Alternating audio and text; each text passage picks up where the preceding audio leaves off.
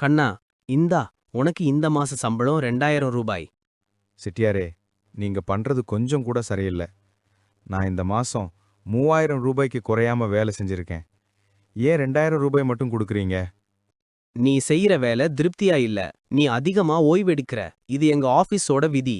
இந்த 2000 ரூபாயை எடுத்துக்கோ, இல்லன்னா இந்த ஊரை விட்டு போயிடு. கண்ணனுக்கு செட்டியாரின் தந்திரம் புரிந்தது. ஆனால் வேறு வழி இல்லாமல் அமைதியாக பணத்தை எடுத்துக்கொண்டான். ராஜு, இந்தா உனக்கு 2500 ரூபாய். செட்டியாரே, இது என்ன 2500 ரூபாய் தரீங்க? என் சம்பளம் 3000 ரூபாய் தானே. நான் ஒரு நாள் கூட லீவு போடல, ஒரு நிமிஷம் கூட சும்மா நிக்கல. நான் வேலையை சரியா செஞ்சிருக்கேன். அப்புறம் ஏன் சம்பளம் கம்மியா கொடுக்குறீங்க? உன்னோட நேர்மைய பத்தி எனக்கு கவலை இல்ல ராஜு. நான் இப்போ உனக்கு ஒரு பொருளாதார உண்மைய சொல்றேன் கேளு.